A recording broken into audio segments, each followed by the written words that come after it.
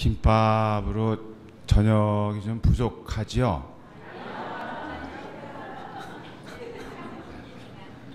다음부터는 그 김밥을 반으로 줄여주시기 바랍니다. 저기 그 가톨릭교회 교리서의 1편하고 2편은 아주 익숙하다. 그 언젠가 우리 그 강주교님께서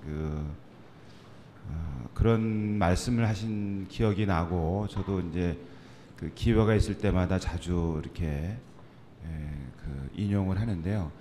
한국 천주교회에서는 믿을 교리에 대해서는 충실하나 지킬 교리에 대해서는 전무한 백지 상태와 같다, 이런 식의 어떤 그 말씀을 하신 적이 있어요. 기억하십니까? 여러분은 못 들으셨어요? 저만 들었습니까? 제가 꿈속에서 들었나 봐요. 그 작년에 그 경향 잡지에 주교님이 기고하신 글 중에 있는 내용이었는데요. 바로 이 제 3편은 제목이 그리스도인의 삶이라는 제목으로 되어 있는데요. 우리가 신앙생활 한다 그러면은 주로 어떻게 많이들 생각하시냐면 몇 가지, 이제 앞에 신앙 고백을 받아들이고 성사 생활을 충실히 하는 것쯤으로 이제 그 신앙 생활을 이렇게 가름을 합니다. 아주 구체적으로는 주일에 미사에 참여해서 하느님에게 그 제사를 봉헌하고, 그 다음에 교회의 어떤 그 몇 가지 그 가르침 가운데 또는 그 규정 가운데 그 뭐 고해성사를 한다든지, 또는 미사라는 건 성체 성사겠죠. 그다음에 혼인 성사를 한다든지, 이렇게 몇 가지 성사 생활을 빠지지 않고 충실히 정기적으로 하는 것으로 우리는 신앙 생활이라고 이렇게 간주를 하죠. 그래서 성당을 안 오면, 오랫동안 안 오면 우리는 냉담했다 그러잖아요. 한자는 제가 정확하게 모르는데 사람한테도 담이 있다 그러잖아요. 담이 뭡니까? 네? 담이 결린다요? 어쨌든 그 냉담한다고 그럴 때 이제 내용은 성당에 안 온다 이런 얘기를 많이 합니다. 신앙생활을 안 한다 이렇게 얘기를 하는 거죠. 근데 어느 점에서는 맞지만 어느 점에서는 조금 불완전하다고 봅니다. 왜냐하면 이 그리스도인의 삶이라는 대목에서는 아까 제가 처음에 아버지의 이름, 아버지의 나라, 아버지의 뜻이 땅에서 이루어지게 해달라고 염원한다. 그것이 우리 예수님이 제자들에게 가르쳐 주신 기도이고, 또 그것을 우리 그리스도인들은 2000년을 넘도록 천주교든 개신교든 그것을 우리의 기도로, 주님이 가르쳐 준 기도로 정성스럽게 바치고 있는 것인데, 이 땅에서 이루어지는 아버지의 이름, 땅에서 빛나는 아버지의 이름, 땅에서 세워지는 하느님의 나라, 아버지의 나라, 땅에서 펼쳐지는 아버지의 뜻이 뭘까? 그것이 오로지 이 성당에 와서 감사와 희생의 제사를 봉헌하는 것으로만 그것을 가름할 수 있을까? 맞을 수 있습니다. 어떤 조건이 충족돼야 되는 것이죠. 뭐냐면 우리가 우리 고유의 명절이 이제 설과 추석 아닙니까? 특히 추석 때는 우리가 그 햇곡식 햇과일을 상에 올리잖아요.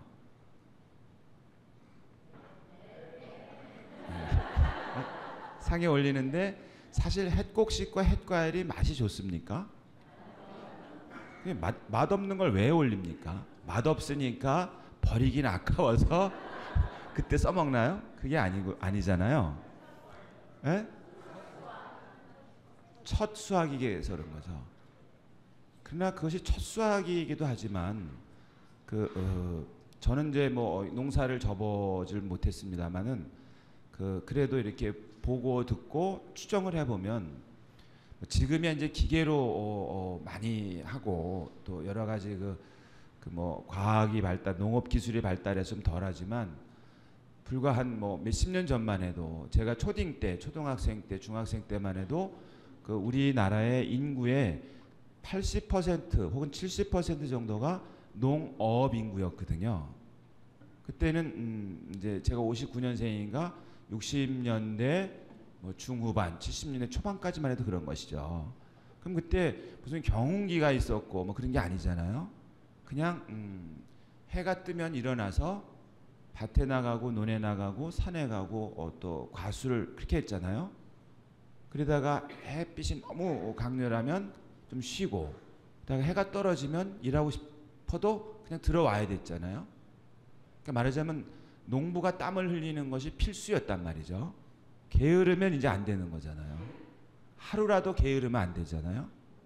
뭐 발이 예를 들면 밭에서 이렇게 돌아서면 풀이 이만큼 자랬다 그러잖아요. 어? 그랬죠? 그다음에 그러니까 한 인간이 온갖 정성을 신체적, 그다음에 정신적, 감성적인 온갖 노력을 기울여야만 이루어질 수 있는 게 그 농업이고 어업이고 그다음에 과수고 이런 거였잖아요. 게으르면 안 되고 무심해서도 안 되고 소홀히 해서도 안 됐잖아요. 그것만이 아니잖아요. 하늘이 햇볕을 제때 비춰줘야 되죠. 그것도 적당한 강렬하게, 그죠? 비가 너무 많이 와도 안 오고 안 되고, 비가 너무 많이 비가 아주 안 와도 안 되고, 또 날씨도 변덕스러워도 안 되고, 정말 절묘하게 하늘이 빛을 비추고 그다음에 열을 내려주고 또 비도 제때 와주고 그래야 되는 거잖아요. 그다음에 땅도 적당하게 물을 머금고 있으면 하늘이 조금 정신 딴 데 쏟았을 때 그 머금은 물로 곡물을 자라도록 유지시켜주고, 또 비가 너무 많이 올 때 같으면 땅이 좀 배수를 잘해줘가지고 그래야 되는 거잖아요. 말하자면 그 햇곡식이라는 것은 그냥 처음 맛배가 아니라 이 하늘과 지, 땅과 인 아주 정성을 다하고 마음을 다하고 뜻을 다하고 노력을 다 기울여서 드디어 내놓은 결실이잖아요. 그래서 가장 값진 것이죠. 그런 것을 우리는 추석이나 이때 상에 올리는 거잖아요. 그래서 귀한 것이죠. 그 값어치로 따지거나 당도로 따지거나 맛으로 따지면 하품이고 뭐 이러는 거지만, 근데 만약에 지금이야 이제 이게 사회가 이제 아주 다양하게 또 여러 모습 변했기 때문에 전화를 해가지고 그것도 택배로 뭐 5만 원짜리 상 주문하면 휙 오고 말잖아요. 그것도 귀찮으면 어디 놀러 가가지고 거기서 그냥 휙 하고 또 그냥 딱 하고 말잖아요. 근데 그거하고는 다르잖아요. 추석 상과 같은 것이 우리 미사와 같은 것이죠. 그럼 미사 때 우리는 추석 때는 이제 하늘에 감사하고 땅에 감사하고 또 우리를 낳아주신 사람인 조상에게 감사하고 이런 거잖아요. 미사도 그런 거잖아요. 비유를 좀 들자면은, 그러면 월화수목금토일에 내가 하느님 앞에 와서 바쳐야 될 제물이 있어야 될 거 아니겠어요?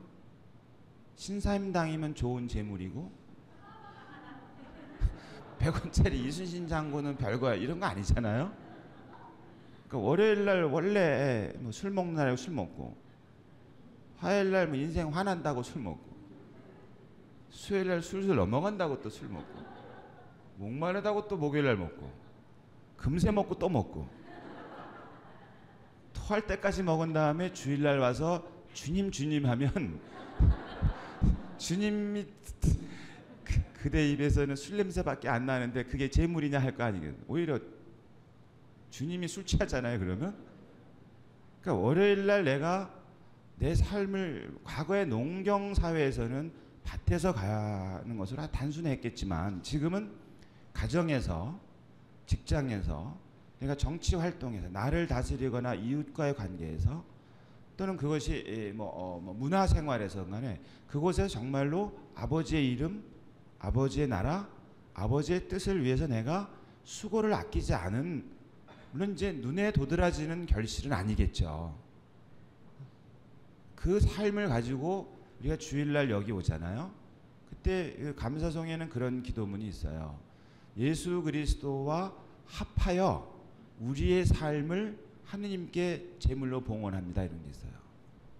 우리의 삶. 그럼 당연히 그 햇곡식 햇과일이 봄에 씨를 뿌리고 여름에 가을에 이렇게 했고 하늘이 그랬고 땅이 했던 그 정성을 가지고 상 위에 올린 것처럼 우리의 삶도 하나님이 받아주시기에 합당한 제물이 돼야 되는 거잖아요. 이 성당 안에서는 다 경건해요. 성당 안에서 이렇게 다리 꼬고 이렇게 앉아가지고 사람 없어요. 다 눈 지그시 감고 그다음에 두 손 모으고 호흡을 이렇게 하고 누가 봐도 이 성당에 앉아 있는 분들은 다 경건해요. 그러나 월화수목금토일에 내가 하느님한테 지금 바쳐야 될 내 삶이 경건한가하고는 다른 거예요. 이 자세하고 말이죠. 그 월요일날 부정을 했어요. 예? 화요일날 다른 사람을 아프게 했어요. 때렸어요. 수요일날 질서를 갖다 교란해서 많은 사람에게 고통을 줬어요. 목요일날 술 먹고 깽판 부셔가지고 그랬어요. 그럼 내가 하나님께 바칠 삶은 뭐가 되겠습니까? 없죠. 그래서 우리는 미사 때 아무리 우리가 열심히 해도 하나님에게 우리 삶을 바치기에는 부족함이 많으니 참회의 예절을 먼저 하잖아요. 전능하신 하느님에게만 고백하는 게 아니고 세상에 고백하잖아요. 형제들에게 고백하오니 생각하고 말과 행동뿐만 아니라 해야 할 의무를 다하지 못했음을 고백하잖아요. 농부가 해야 할 의무가 뭐였습니까? 아침에 일어났는데 오늘은 기분이 울적해. 밭에 안 나가요. 에? 다음날 일어났는데 오늘은 내 마음이 불편해. 또 안 나가요. 에? 그러면 거기는 가라지만 자란 거잖아요. 그러니까 추수한 다음에 에이 이거나 바쳐야 되겠다 하고 그냥 가라지 잘라서 바치는 거잖아요. 그 현대 사회에서 우리가 하느님에게 봉헌해야 될 제물이 뭐냐? 그것이 바로 이 강중현님께서 그 어느 곳에서 글에 쓴 것처럼 지킬 교리, 지켜야 될 것, 내가 살아가야 될 무엇들, 내가 땀을 흘리고 수확을 하고 수확한 것 중에서 좋은 것을 골라서 하느님한테 바칠 것, 그런 것들을 가톨릭교회 교리서의 제3편 그리스도인의 삶에서 다루고 있다고 저는 생각을 해요. 이 그리스도인의 삶을 뭐라고 얘기를 했냐면 우리가 생각할 그리스도인의 삶, 성당 가는 거, 미사하는 거, 묵주기도 하는 거, 그다음에 신앙 고백하는 거, 성사 생활하는 거, 그런 것도 삶이지만 그게 껍데기가 아니고 알맹이가 있어서 겉모습은 거룩한데 속마저 거룩하게 하기 위해서는 이 지켜야 될 삶의 모습이 적절해야 되겠다. 학교는 갔는데 학교는 갔어요. 근데 공부 시간에 묵상을 해요. 좀 있다가 무아지경에 빠진 다음에 너무 경지에 올라서 침이 책을 적셔요. 그리고 다시 쉬는 시간 되면 빼짝빼짝 해가지고 마구 옆방에 가가지고 잠바 뺏어오고 막 그래요. 점심때 되면 살맛이 났어요. 방과 후에는 그냥 세상을 만난 거죠. 그런 다음에 집에 와서 학교 다녀왔습니다 그러잖아요. 그럼 부모님들이 뭐라 그랬어요? 학교 잘 다녀왔냐 그러잖아요. 그럼 뭐라 그래요? 잘 다녀왔습니다 그러죠. 거기서 잘은 이렇게 뭐 버스를 타고 학교를 갔다가 왔다는 뜻이 아니고 학교라는 그곳에서 내가 학생답게 선생님 말씀도 귀 여겨 듣고 친구들하고도 우애도 나누고 그리고 공부도 하고 그러고 왔느냐, 그런 뜻으로 학교 잘 다녀왔느냐라고 묻는 것이죠. 너 아침 8시 40분까지 학교 갔다가 파한 다음에 바로 집에 온 거 그걸 잘했다 그러지는 않잖아요. 우리가 학교에 갈 때는 겉모습은 다 학교를 가요. 가방을 들고 가고 교실에 앉아요. 근데 깊은 묵상에 빠지면 안 돼요. 깊은 묵상은 성당에서 해야 되는 거지 학교에서 할 일이 아니잖아요. 그리스도인의 삶이 그런 거라고 합니다. 여기서 보면은 바로 첫 번째 제목이 제 3편입니다. 그리스도인의 삶은 뭐냐면 성령 안에서의 삶이에요. 너무 그럴듯하죠? 성령 안에서의 삶이라니 그건 뭐 너무 뻔한 것 같아요. 그러나 내용에 들어가면서부터는 뭔가 좀 달라져요. 뭐냐면 성령 안의 삶인데 인간의 존엄함이에요. 성령 안의 삶을 살아가는 그리스도인은 달리 말하면 내가 가정에서든 학교에서든 직장에서든 내가 정치가든 경제인이든 노동자든 선생님이든 어머니든 누구든 간에 성령 안에 사는 그리스도인의 삶은 인간의 존엄함을 보호하고 증진하는 삶이어야 된다. 땀을 흘려가지고 어떤 결실을 내야 되냐? 사람이 귀하다라는 것을 확인해야 된다는 겁니다. 이 인간의 존엄함이라는 것은 조금 추상적이잖아요. 사람치고 뭐 안 귀한 사람이 누가 있겠어요? 그죠? 근데 그래요? 아니죠. 사람이라고 다 사람이에요? 우리가 사는 내 직장에서, 우리 가정에서, 학교에서 사람이 이렇게 다 귀하냐고요. 만약에 다 귀하다면은 그곳은 말하자면은 아버지의 뜻이 이루어진 것이고 아버지의 나라가 세워진 것이고 아버지의 이름 빛난 걸 겁니다. 근데 안 그래요. 성적 가지고 사람이 아닌 인간이 있고 돈 가지고 사람이 아닌 인간이 있고 그의 지위에 따라서 사람이 아닌 인간이 있는 거예요. 그런 걸 우리는 뭐라 그래요? 차별이라 그러죠. 그 차별을 다른 말로 말하면 인간이 귀하다. 맞아요. 그건 관념적이고 추상적이고 보편적인 건데 이것을 구체적으로 어떤 식으로 드러내냐면 인간의 기본적 권리 같은 것으로 얘기를 하죠. 그리고 우리는 인권이라고 얘기를 해요. 인권. 인권은 정해져 있지는 않아요. 시대에 따라서 어떤 것이 인권이 되기도 하지만 어떤 것은 이미 지나가 버린 거죠. 요즘에 우리 같은 경우에는 좀 얘기죠. 뭐 할 얘기가 많겠지만 말이죠. 우리가 정말 인권이 인간의 기본 권리가 인간이 정말 귀하기 존엄하기 때문에 그 존엄한 인간을 존엄성을 구체적으로 나타내는 것을 인간의 기본적 권리 보장이라고 말하는 것인데 뭐가 기본적 권리냐? 그런 것을 이제 좀 더 뭐 사회에 따라서 역사에 따라서 여러 해설이 가능하겠습니다만 그래도 보편적으로 소위 말한 대로 그 유엔의 인권 헌장 같은 거 있지 않습니까? 예를 들면 정치적 권리가 있다 나에게 그런 걸 실현하는 데를 뭐라 그래요? 민주라 그러죠. 민주. 예? 내가 나를 다스리는 주인이다 이런 얘기죠. 우리는 우리가 다스려 남이 우리를 다스리는 게 아니고 이런 거잖아요. 백성민의 주인 주자를 쓰는 거죠. 예? 우리가 주인이라는 얘기입니다. 왕이 우리의 주인이 아니고 군주가 우리의 주인이 아니고 대통령이 우리의 주인이 아니고 국회의원이 우리의 주인이 아니고 우리가 우리의 주인이고 대통령이든 장관이든 국회의원이든 우리가 필요해서 우리가 한시적으로 그에게 맡긴 일인 거예요. 귀찮아가지고 혹은 여러 사람의 모여있는 사회에서 필요한 어떤 질서를 제3의 어떤 내가 그걸 내 맘대로 하면 또 편파적이라 그러지 않겠습니까? 그런 거잖아요. 그 정치적 권리라 그래요. 그럼 내 몸을 내 몸대로 내 몸 가지고 내 몸 하는 거 있잖아요. 그런 걸 우리는 이동권이라 그래요. 이동권. 근데 우리 사회에서 장애인이 이동할 수 있는 권리가 보호되고 있는지를 물어보는 거예요. 예?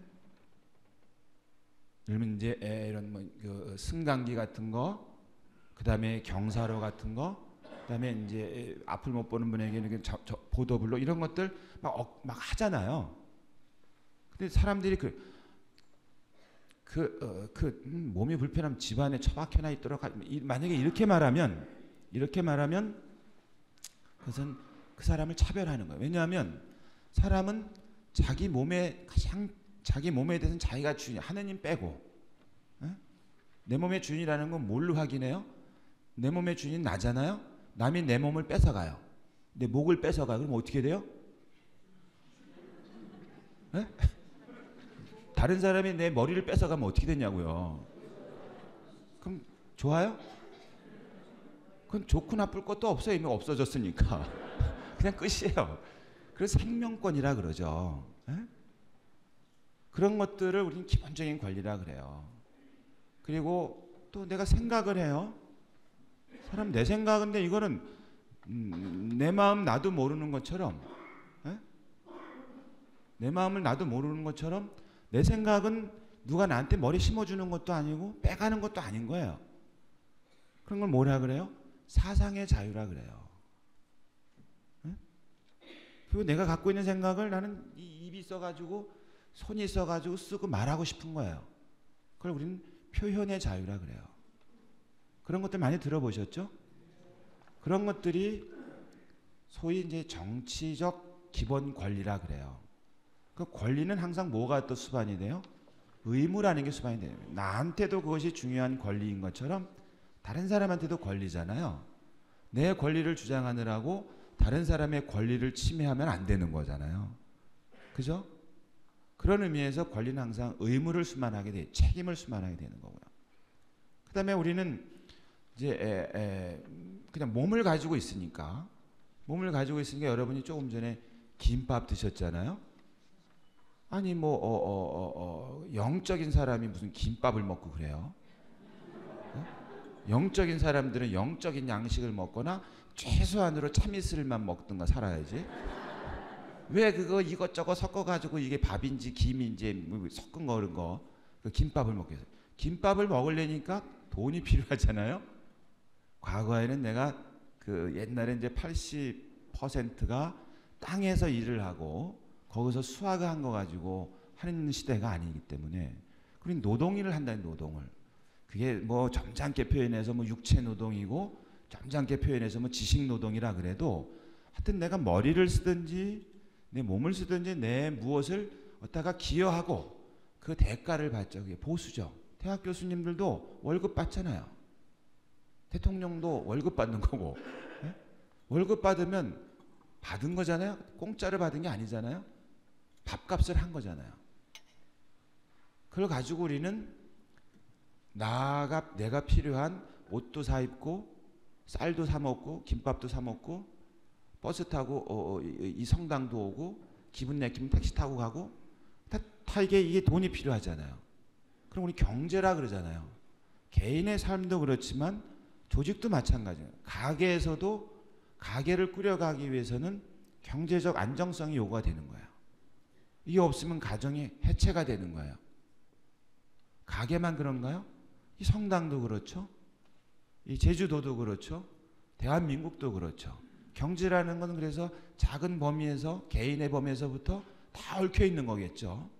그럼 경제도 마찬가지로 우리의 삶의 영역이잖아요. 당연히 삶의 영역이면 나의 권리가 있는 거예요. 그런 걸 경제적 권리라 그래요. 예를 들어서 직업 선택의 자유. 네? 그런 얘기 들어보셨나요? 저만 들어봤어요? 근데 그럼 직업 선택의 자유가 온전하게 보장된 사회는 얼마나 좋은 사회예요. 그러면은 오늘날의 직업 선택의 자유, 내가 하고 싶은 거 해야지 할 사람 몇 사람 되겠어요? 별로 없어요. 그만큼 선택의 폭이 줄어드는 거죠. 그 말은 경제적 권리가 제한된다 이렇게 말하는 거예요. 그럼 이것은 아까 말한 개인의 책임도 있지만 이게 경제 행위가 내가 하고 싶은 대로 다 하는 게 아니고 사회랑 맞물려 있고 국가와 맞물려 있고 국제관계랑 맞물려 있는 거잖아요. 특히 이제 산업화 사회, 탈산업화 사회, 정보화 사회에서 예를 들어 가지고 몇 년 전에 우리는 IMF라는 걸 겪었잖아요. 에? 인터내셔널 머니터리 펀드. 에? 그때 성실하고 근면하고 그냥 평생 그 일밖에 모르던 어떤 분이 그날 다음날 갔더니 없어졌어요. 그분 탓이에요? 아니잖아요. 그럼 그 회사 탓이에요? 아니잖아요. 그 나라 탓이에요? 아니잖아요.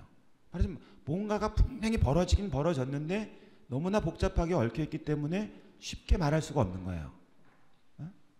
그런데 몇 년 전에 다시 미국에서 모기지론이라는 게 있었어요. 말하자면 주택담보대부업이죠. 돈을 집을 사는데 주택을 담보로 해서 대부를 해주는 거죠. 그러니까 돈을 주는 건 아니고요. 싼 값에 집을 사게 하고 대신에 나머지 돈은 내가 대부업을 한 내가 이쪽 어느 회사에서 돈을 끌어다가 부동산 중개사에 주고 이런 식인 거죠. 그 집을 소유한 사람은 요만큼 가지고 있고 이 대부업체가 나머지를 가지고 집을 사서 이 사람 갖게 해주고 이 사람이 원금하고 이자를 나한테 갚게 하는 거죠. 예? 그럼 당연히 갚아가지고 이 사람도 이쪽 자기 다른 데 금융권에 돈을 갚아야 되잖아요. 근데 경기가 안 좋다 보니까 이분들이 돈 원금하고 이자를 못 갚은 거예요. 그럼 여기서 적으니까 야구도 갚아야 되는데 못 갚은 거예요. 이게 연쇄적으로 이렇게 사건이 난 거잖아요.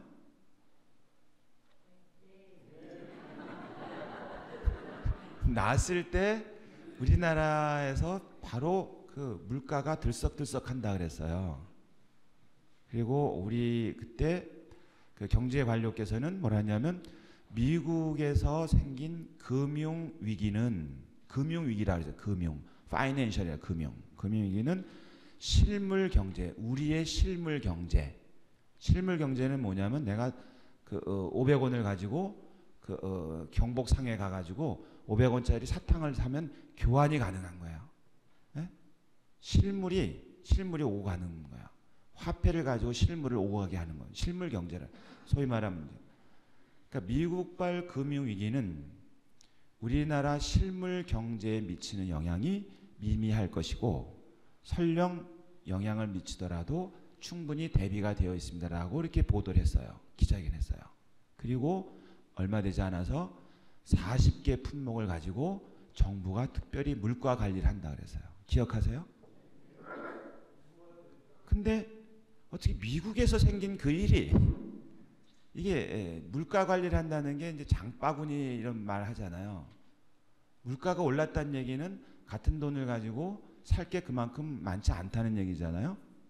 그러면 이제 오늘은 청국장을 먹을까? 그러면 청국장하고 거기 파도 넣어야 되고 두부도 넣어야 되고 또 이렇게 거기다 이제 고기도 좀 쓸어 놓고 이렇게 하는데 만약에 물가가 올라가지고 두부가 100원 하든 100원 1000원 하든 것이 1500원 되면 두부 먹지 말아야 되겠다. 두부 빼요. 근데 고기도 올랐어요. 고기 빼. 그러면 파도 넣지 말고 그러니까 이게 청국장은 청국장인데 어제 먹던 청국장하고 다른 거예요. 그래가지고 숟갈 먹다가 이따오도 청국장이나 끓여서 하고 뿔딱지가 확 난 거예요. 그래가지고 또 싸웠어요. 혹은 그러면 더러워서 청국장 안 먹어. 그러니까 밥상에 올라오는 게 줄어드는 거죠.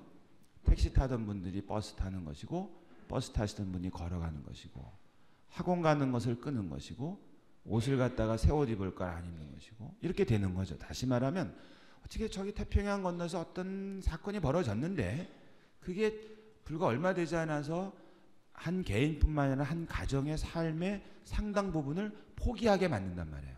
네? 경제라는 게 그렇잖아요. 그런 상태에서 내가 선택할 수 있는 게 그다지 많지가 않은 거예요. 그럼 분명히 세상은 분명히 사람이 살고 있는데 분명히 사람이 움직이고 있는데 내가 선택할 게 별로 없는 이런 부분이 있잖아요.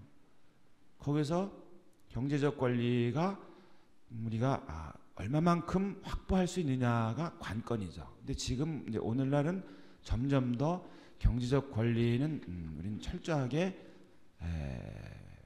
빼앗겼다. 우리에게 없다라고 말해도 과언이 아닐 정도 아니겠습니까? 아주 그런 대표적인 그 표현이 뭐였습니까? 이제 한참 전에는 그 20대 80의 사회라 그랬어요. 네? 소득을 5분위로 나눠서 그죠? 상위 20%와 하위 80%의 격차가 너무 크다. 다시 말하면 80%의 구성원들이 경제적 권리를 행사하기 너무 어렵다. 상위 20%는 다르고. 그러다 좀 있다가 10대 9라는 10대 90으로 바뀌었어요. 이게 5등분을 하니까 너무 왜냐하면 그 1등부터 20등 경제적으로 말이죠. 1등하고 20등하고 너무 차이가 나는 거야. 여기도. 그래서 세분화시켜서 1대 9로 나눈 거죠.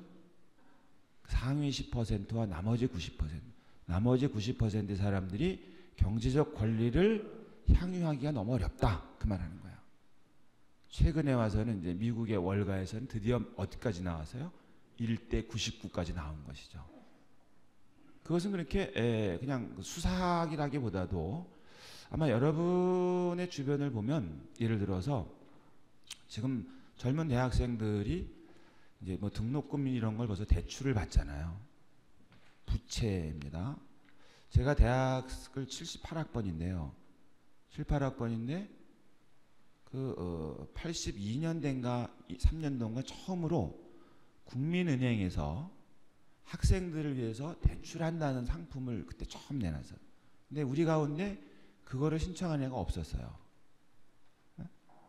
거의 없었어요. 근데 지금은 어지간하면 신청하려고 해요.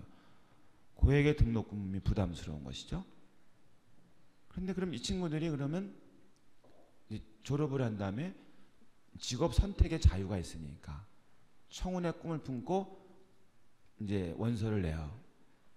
그럼 철거덕 다 되는 경우도 있지만 된 분도 있지만 안 되는 경우들이 많잖아요. 제가 신수동에서도 사목하고 신정동에서 사목하고 있다 그랬잖아요. 제일 가슴 아픈 게 그런 거예요. 본당에서 이제 청년들에게 보면 그래서 어떻게 지내? 그러면 뭐하고 지내? 그러잖아요. 그럼 그럭저럭 지내요. 그래요. 뭐하고 지내는데 이것저것 해요. 그래요. 에? 어떻게 보면은 굉장히 뭐 도인 같은 대답이지만 그냥 상당히 불안한 거예요. 자기가 그토록 열심히 공부했고 뭔가 하고 싶은 꿈은 있었는데 그 꿈을 이루기 위해서 한 발 한 발 나가는 게 아니라 그럭저럭 이것저것 닥치는 대로 하지 않으면 이제 생존 자체가 어렵다는 것에 대해서 내몰리는 것이잖아요. 그런 건 마음이 아픈 것이죠. 그런 걸 우리는 경제적 권리라고 그래요. 그리고 또 사회적 권리라는 것도 있습니다. 최근에 이제 조만간 또 이제 논란이 될 텐데요. 이제 국회의원 선거가 끝나면 반드시 논란이 될 거라고 여러분들이 이제 제가 드린 말씀을 한번 기억해 보셨다가 그 인간이 쪽집게인데 하고 서울로 올라오시면 안 돼요. 저 방석 안 깔았으니까 말이죠. 분명히 복지랑 관련한 논쟁이 또 나타나요. 복지. 예? 왜냐하면 이 국회의원들이든지 정치하는 사람들은 국민을 행복하고 편하게 해줄 때고 약속들을 할 거 아니겠어요? 그럼 당연히 그것을 위해서는 약속을 실현하기 위해서는 정책을 펼쳐야 되잖아요. 국민을 행복하게 하는 정책, 잘 살게 하는 정책을 소위 복지 정책이라 그래요. 복지 정책. 그죠?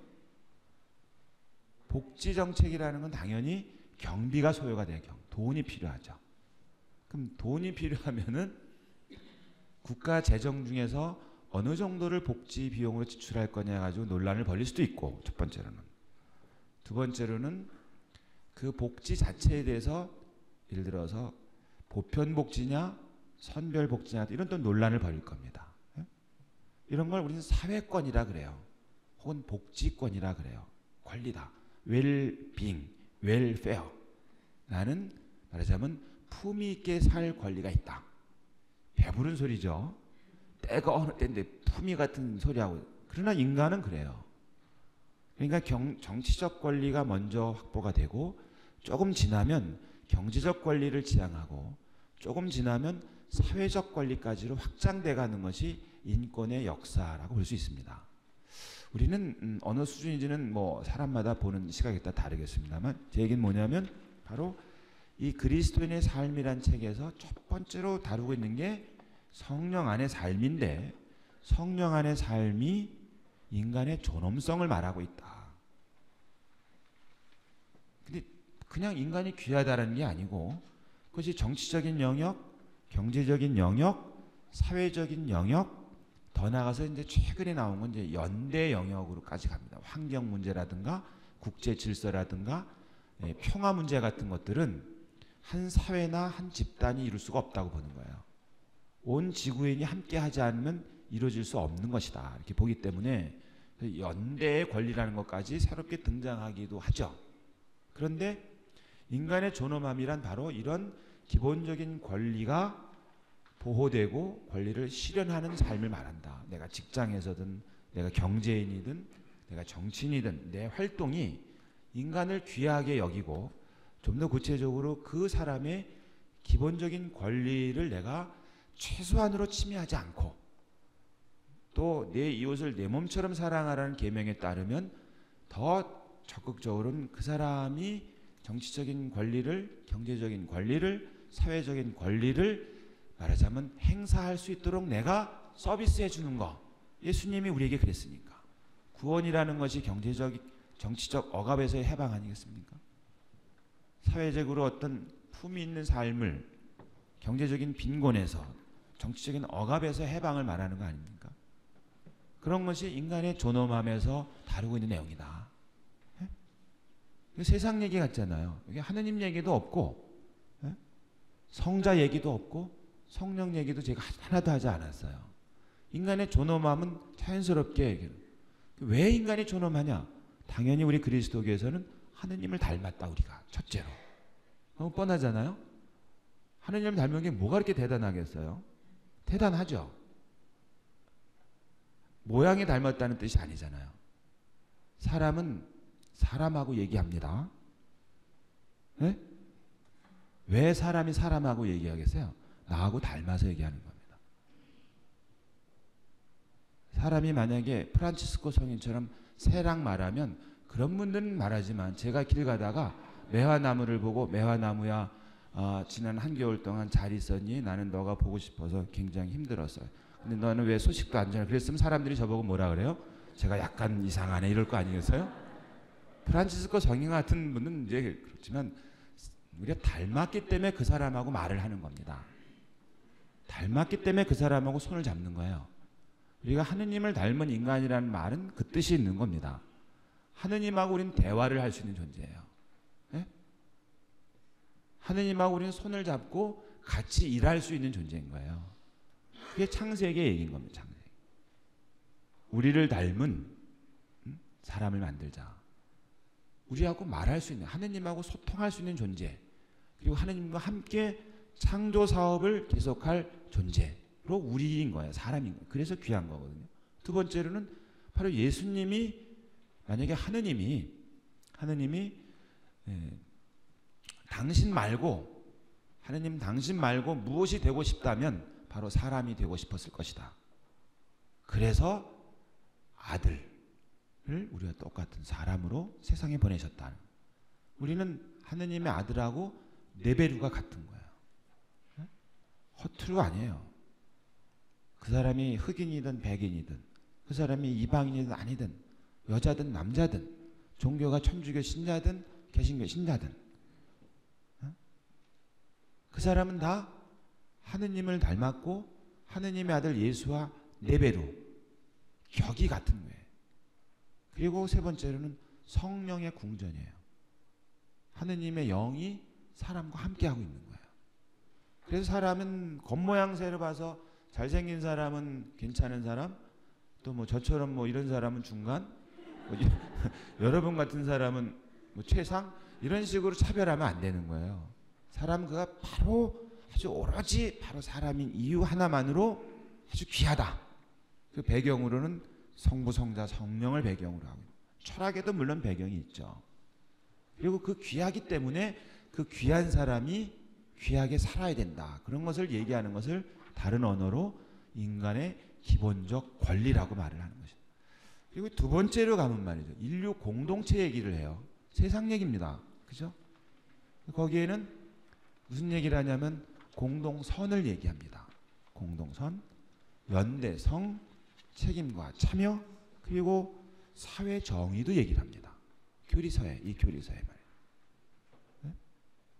그리고 더 나가면 이제 십계명이 나오는데 시간이 좀 없어서 마구 얘기하고 합니다만 십계명에 제가 예를 들어서 물론 다른 내용들도 많습니다만 제가 한번 읽어드리겠습니다.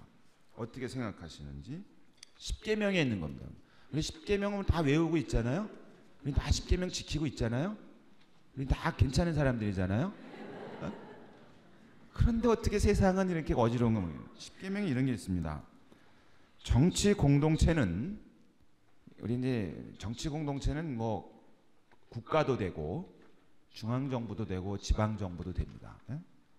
그리고 국제 질서도 되는 거예요. 정치 공동체는 가정을 존중하고 돌보며 특별히 다음과 같은 사항들을 가정에 보장해줄 의무가 있다. 네? 이게 10계명의 내용입니다. 이 교리서에 있는 그냥 읽어드리는 거예요. 첫째, 여러 가지가 있는데 제가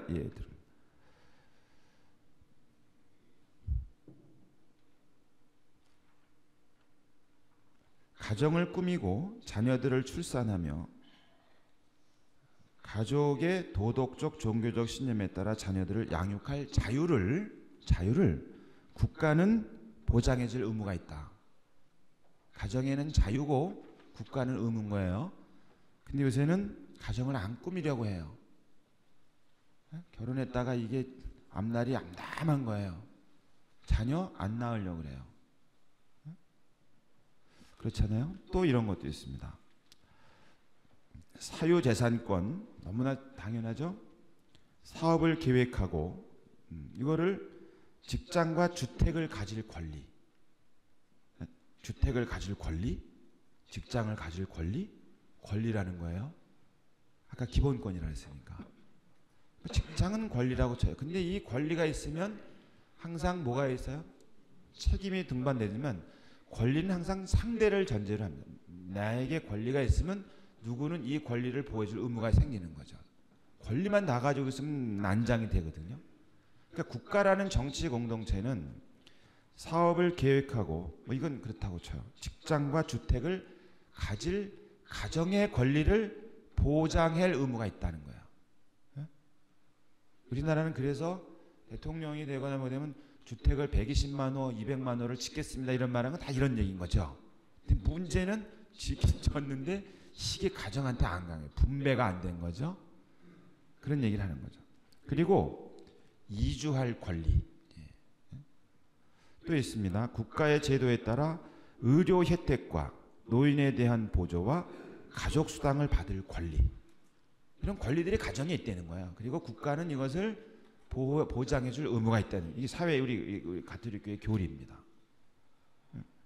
또 의료 혜택, 노인에 대한 보조, 의료 혜택은 국민건강, 우리가 보험 제도를 운영하는 게 이런 것이죠. 그다음에 장기 요양보험 제도를 운영할 때 이런 것이죠. 노인에 대한 혜택이죠. 근데 그거를 이제 국가가 안 하고 민영화하고 싶은 속내를 자꾸 내는 거죠. 우리 교리는 분명히 건 국가가 할 일이라고 말하는데 우리나라에서는 이거는 정부가 하지 말고 민간 시장에다 놓으면 더 효율적으로 할 것이다 이런 말을 꺼냈다 안 꺼냈다 꺼냈다 안 꺼냈다 막 그러는 거죠. 말하자면 이제 국민건강보험 제도의 두 축, 국가가 하는 거니까 모든 국민이 당연히 해야 될 의무인 거예요. 국가가 하는데 너는 하고 이렇게 하면 안 되잖아요. 그래서 전 국민 의무 가입이 우리 국민건강보험제도의 큰 축이에요. 또 하나는 의료 행위를 할 때는 당연히 국민건강보험공단에 지정을 받아야만 해요. 공단 지정한 곳에 공단 지정 병원이 있는 이 두 가지. 이게 예외를 인정하는 순간에 말하자면 민영화의 길로 가는 걸 말하는 거죠. 예? 근데 우리나라는 거의 지금 뭐 한 반 이상 갔죠. 지금 위태위태하지만 왜냐하면 그 국제 도시, 그죠? 국제 도시는 우리나라에서는 강원도 빼고는 다 있어요. 국제 도시라고 소위 말하는 특별 도시겠죠. 특별 도시라는 이유는 특별한 지위를 부여하는 건데 말하자면 법률적으로 예외를 인정한다는 거겠죠. 그래서 이제 뭐 제가 이제 사는 그 수도권 같은 경우 이제 송도에 그 연세대 병원이 들어가려고 그러거든요. 근데 내국인만 그 외국인만 상대로 해서는 송도에 외국 사람 몇 명 와 있겠어요. 그 대형 병원이 거기 가서 외국인을 상대로 하면 아마 파리가 막 미끄러져 내진탕 날걸요. 사람이 없어가지고. 그래서 뭐야? 내국인 진료를 허용하라고 요구하잖아요. 이제 그렇게 되는 순간에 이제 뭐 이게 보험이라는 건 이게 모아가지고 있잖아요. 모아가지고 사건이 난 사람한테 몰아주게 하는 거거든요. 그렇잖아요. 그건 안전장치입니다. 보험 가지고 돈 벌 생각하면 안 되는 거예요. 그래서 우리 국민건강보험 같은 경우는 2012년이 되면 이제 2013년에 전 국민 4,800만 가운데 병원에 갈 사람이 몇 사람이고 통계를 내겠죠. 의료비가 얼마 정도 지출될 거라고 통계를 낸 다음에 그 등급을 다 나눠가지고 소득별로 해가지고 다 분배를 시켜가지고 강제로 걷는 거예요. 그 1년 동안에 쓰는 거죠. 그런 걸 지급률이라고 해요. 지급률. 걷어가지고 본래 목적에 맞게 지불하는 거. 지급률이라 지급률. 국민건강보험공단은 아무리 재정 문제가 왔다 얘기를 해도 한 90%를 그대로 써요. 예? 90%를 말하자면 국민들의 병원 이용, 약 이용에서 지출한단 말이에요. 예? 국민건강보험공단의 그것은 돈을 적립하려는 게 아니고 걷어가지고 한 해 한 해 쓰는 거예요. 물론 비상사태를 대비해 재난과 뭐 전쟁 같은 사태를 대비해서 한 20%, 10% 정도 더 걷긴 하지만 그러나 90%를 되돌려줘요. 물론 병원에 안 간 사람들한테는 억울해 죽겠지만 병원에 간 사람 전체를 위해서 다 되돌려주는 거지만 민간보험 영역에서는 아무도 말하지 않지만 통상적으로 학자들은 지급률이 한 30% 정도 된다 그래요. 달리 말하면 보험 가입자들한테 돈을 걷어가지고 가입자들에게 그 보험 서비스를 줄 비율이 30%예요. 영리를 목적으로 하기 때문에 그런 거예요. 민간 영역에서는 돈 벌어야 되잖아요. 벌는 건 방법은 뭐예요? 많이 걷고 조금 나가면 버는 거잖아요. 여러분 가계부가 그런 거 아닙니까? 그런데 이제 이렇게 민간 영역으로 가게 되는 걸 예외, 당연 지정제에 그다음에 전국민 의무 가입에서 예외를 인정하라 요구하는 거죠. 그럼 예외 인정 대상이 누구냐? 아까 제가 소득 수준에 따라서 보험료를 걷는다 그랬잖아요.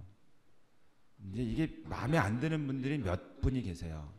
어떤 분들 대형 병원 쪽에서 보험 수가를 가지고 가격을 매겨가지고 하는 게 병원 쪽에서는 좀 마음이 별로 안 들어요.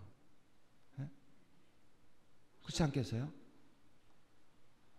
이거는 의료 분야 같은 경우는 철저하게 아주 완벽한 정보의 비대칭성 분야거든요. 제가 아프서 병원 가잖아요. 그래 의사 선생님이 입원하시게 그러면 저는 오늘 기분이 울적해서 입원하지 않고 집에 가 이렇게 못해요. 네? 수술하셔야 됩니다. 나 수술은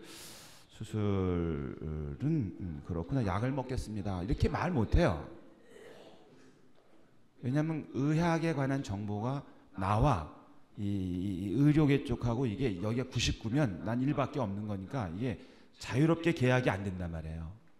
서로 55 비등해야 내가 의사잖아요. 그럼 저쪽 의사가 이거 괜찮아요. 수술해야 되겠는데 그러면 이 사람아 그건 병이 이거고 이건 이것 때문에 이런 거 이거 약으로 먹어도 된다고 있잖아. 그러면 그렇게 되면 이제 의사 선생님하고 의사 선생님 사이에서는 갈리는 거지. 그럼 딴 병원 가 이렇게 되는 거였죠. 근데 우리는 안 그런 거예요. 그렇기 때문에 몰라요. 그런데 아까 제가 소득 의사 선생님 입장에서는 불편할 수가 있어요. 또 이게 싫은 게 뭐냐면 이걸 산업으로 보고 싶은 민간보험 영역 쪽에서는 이게 황금알을 낳는 거위거든요. 사람 건강 가지고 타협하는 사람 없어요. 이거는 뭐 아니면 도예요. 이렇게도 만들어보고 저렇게도 만들어보고 뭐 자동차 찌그러뜨려 이런 게 아닌 거예요. 이거는 아프면 그냥 아야야야 그냥 막 살려주세요 하는 거예요. 이게 민간보험회사에서는 이게 또 황금알을 낳는 거인가 국민건강보험공단에서 하는 이 제도 자체가 마음에 안 들어요. 그 다음에 보험료를 많이 내시는 분들은 상대적으로 병원 이용이 덜한 거예요. 소득이 높은 분일수록 건강관리를 하고 스트레스를 덜 받고 정기적 체크하고 운동하기 때문에 병원에 가도 이렇게 없는 사람이 된통 걸리는 거죠. 네? 그러니까 이분들 입장에서는 국민건강보험 제도라는 것이 마뜩지가 않아요. 예외를 만들어주고. 근데 이제 그렇게 되면 예외를 만들어주면 그다음부터는 이제 고액 납부자들이 민간 영역으로 말을 갈아타면 당연히 공단의 재정이 줄어들죠. 고액 납부자가 나갔으니까. 소수거든요. 그럼 적은 재정 가지고 많은 사람이 이용하려니까 두 가지죠. 보험료를 높이든가 보험 적용 범위를 확 줄이든가 서비스 질이 낮아지는 거죠. 병원 갔더니 그전에는 1,500원 하던 것 같다 이제 8,500원 달래는 거죠. 그런 일이 생기는 거죠. 그럼 다시 또 상위에 또 나름대로 좀 돈 많이 냈다고 했던 사람이 또 기분이 나빠서 다시 말을 갈아타요. 그렇게 두세 번만 하면 명목상 국민건강보험제도는 있고 다수의 가난한 사람들은 거기서 이렇게 머무는 거예요. 이게 이제 앞으로 갈 것이다. 왜냐하면 국제도시 같은 경우 이미 그런 걸 예외적으로 자꾸 두고 지방자치단체에서 막 중앙정부 요구하고 보건복지부 장관이 운 띄우고 뭐 언론에서 막 또 밝히고 뭐 이러니까 말이죠. 근데 이런 것들도 의료 혜택과 노인에 대한 보조를 누가 국가 정치 공동체가 보호할 의무가 있다는 게 교리예요. 민간 영역으로 가는 것 뭐 그게 어느 정도인지에 대해서는 아마 이제 뭐 논란이 좀 있을 겁니다만은 어쨌든 그렇다는 거죠. 이런 것도 있고요. 또 시간이 없으니까 요 얘기 한번 해볼게요. 그 제주도랑 관련이 있으니까.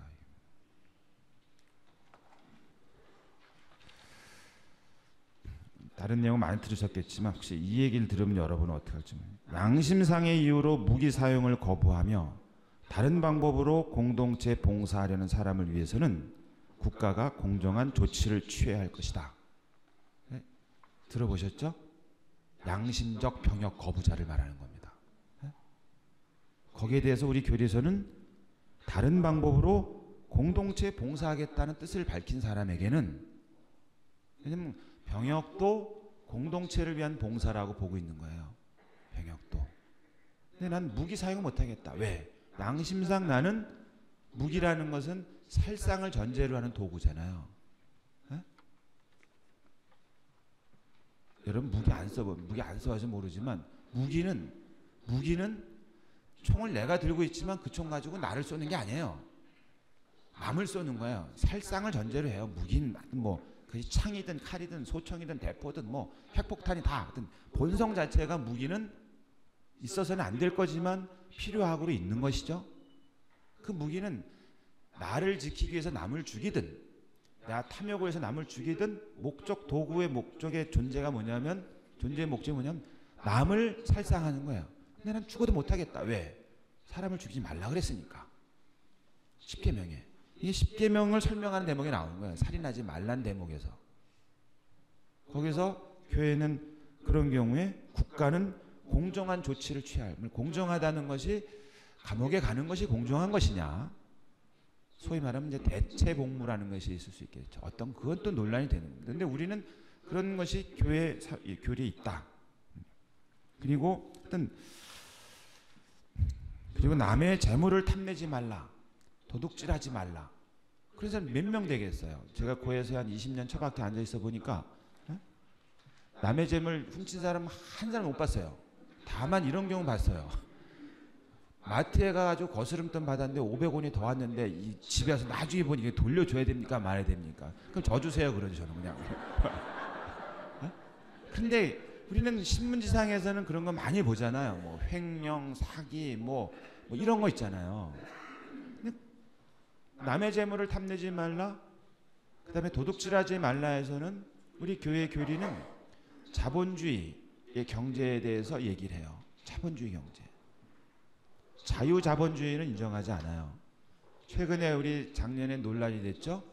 자유민주주의라는 용어 가지고 잠깐 논란이 되다가 말았어요. 기억하세요? 또 저만 기억하나 봐요. 한쪽에서는 교과서에 자유민주주의라는 용어로 바꿔야 된다고 얘기했고 한쪽에서는 안 된다 그래서 그게 뭐가 논란이 됐을 것 같아요. 거기서 말한 자유.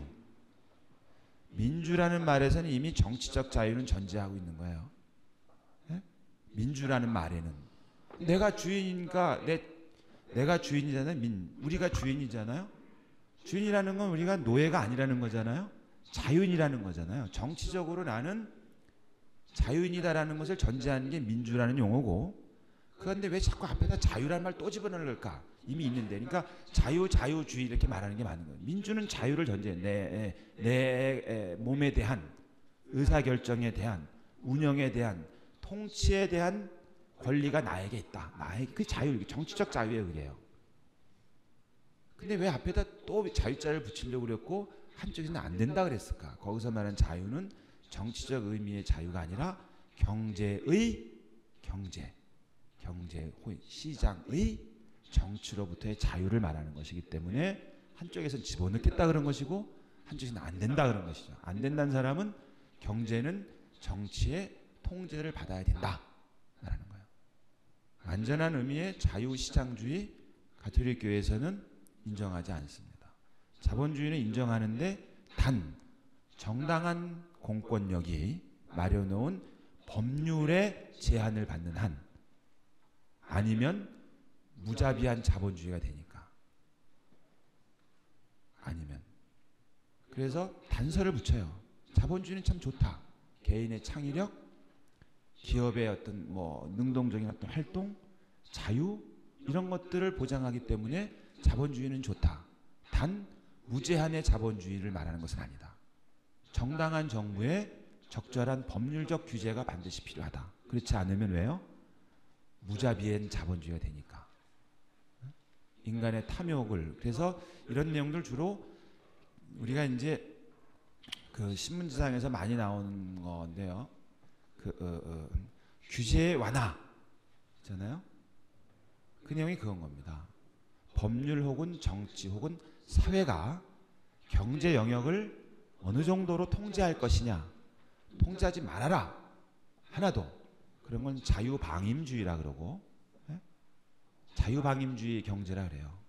국가는 아무것도 하지 말아라. 다만 야밤에 도둑 오는 것만 막아줘라. 야경국가라 그러죠.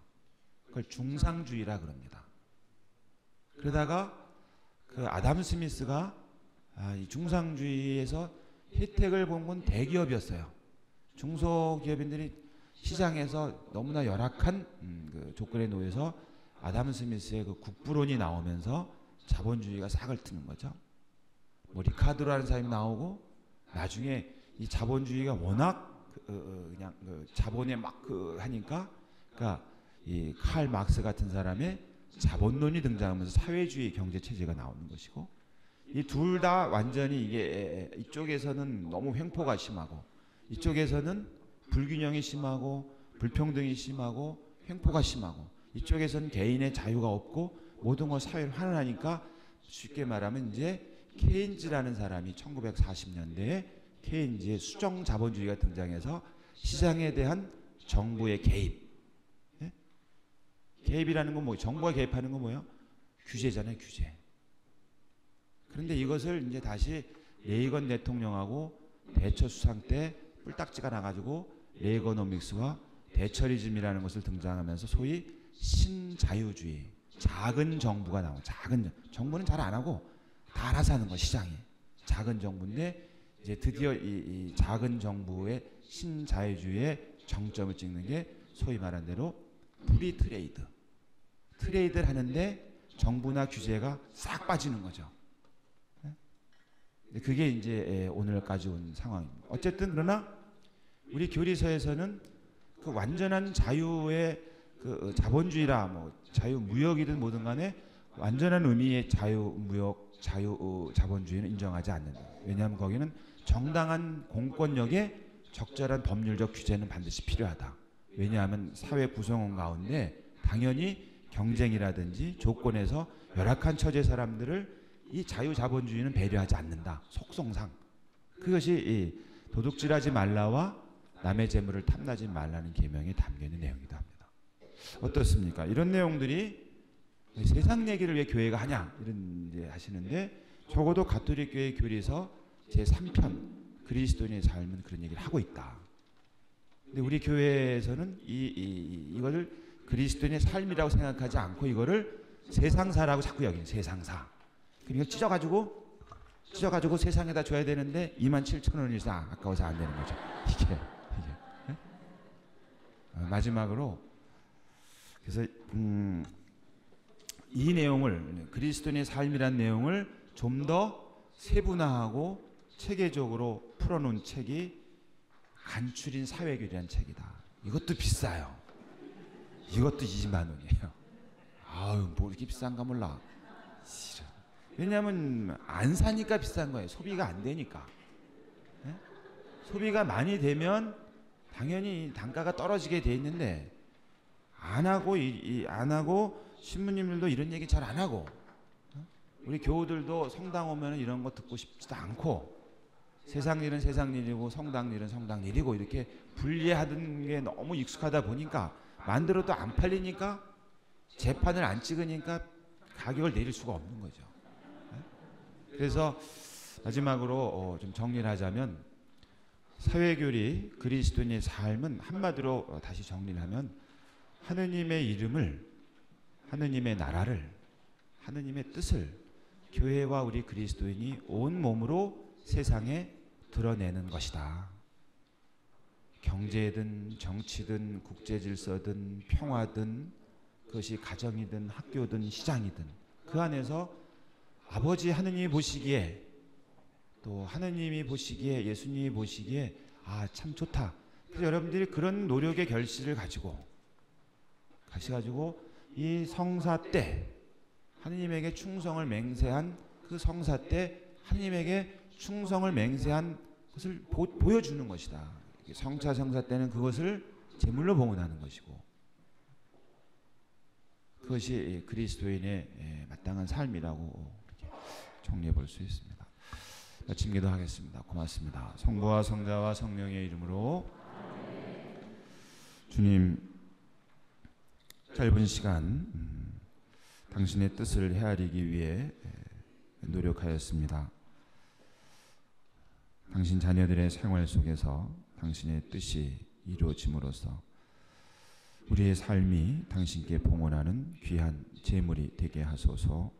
영광이 성부와 성자와 성령께 성부와 성자와 성령의 이름으로 아멘. 고맙습니다.